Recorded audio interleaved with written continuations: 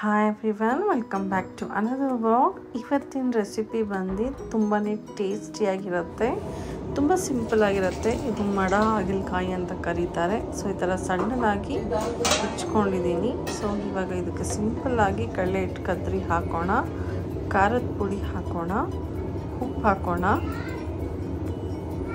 So ರುಚಿ ತಕ್ಕಷ್ಟು ಉಪ್ಪು ಹಾಕೋಣ. ಖಾರ ಎಷ್ಟು ಬೇಕಿದೆ ನೀವು ಅಷ್ಟು ಹಾಕೋಬೋದು. ಸೊ ನಾನು ಸ್ವಲ್ಪನೇ ಹಾಕಿದ್ದೀನಿ ಮಕ್ಕಳಿಗೋಸ್ಕರ. ಅಂದರೆ ನೀರು ಹಾಕೋದು ಬೇಡ, ಹಾಗೆ ನಾವು ಇದನ್ನು ಮಿಕ್ಸ್ ಮಾಡ್ಕೊಳ್ಳೋಣ. ಬಿಕಾಸ್ ಒಂದು 10 ನಿಮಿಷ ಇದನ್ನು ಬಿಟ್ಬಿಟ್ರೆ ಅದು ನೀರು ಬಿಟ್ಕೊಳ್ಳುತ್ತೆ. ಸೊ ಹಾಗಾಗಿ ನೀಟಾಗಿ ಅದು ಸೋಗಾಗುತ್ತೆ.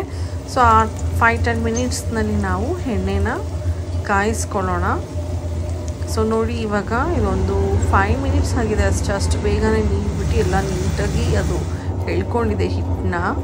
ಸೊ ಇವಾಗ ನಾನು ಎಕ್ಸ್ಟ್ರಾ ಏನೂ ಆ್ಯಡ್ ಮಾಡ್ತಿಲ್ಲ, ಜಸ್ಟ್ ಎಣ್ಣೆ ಕೂಡ ಹೀಟಾಗಿದೆ. ಸೊ ನಾನು ಫ್ರೈ ಮಾಡ್ತಿದ್ದೀನಿ ಇವಾಗ. ಟ್ರಸ್ಟ್ ಮೀ, ತುಂಬಾ ಟೇಸ್ಟಿಯಾಗಿರುತ್ತೆ. ಟ್ರೈ ಮಾಡಿ, ಈವನ್ ಮಕ್ಕಳು ಕೂಡ ಇದನ್ನು ತಿಂತಾರೆ.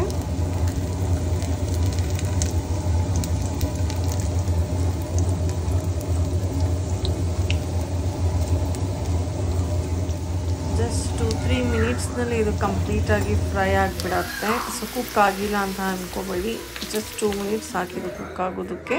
ಕ್ರಿಸ್ಪಿಯಾಗಿ ಯಮ್ಮಿಯಾಗಿ ರೆಡಿ ಆಯಿತು. ಸರ್ವ್ ಮಾಡೋಣ. ನಾನು ಸಮತ ಕೊಡ್ತಾಯಿದ್ದೀನಿ, ಅವಳು ಏನು ಹೇಳ್ತಾಳೆ ನೋಡೋಣ ಬನ್ನಿ. ಹೇಗಿದೆ?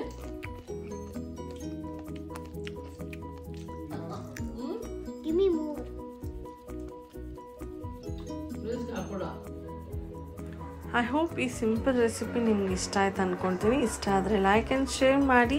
ಆ್ಯಂಡ್ ದೆನ್ ಯಾರೆಲ್ಲ ನನ್ನ ಚಾನಲ್ ಫಸ್ಟ್ ಟೈಮ್ ನೋಡ್ತಿದ್ದೀರಾ ಸಬ್ಸ್ಕ್ರೈಬ್ ಮಾಡ್ಕೊಳ್ಳಿ.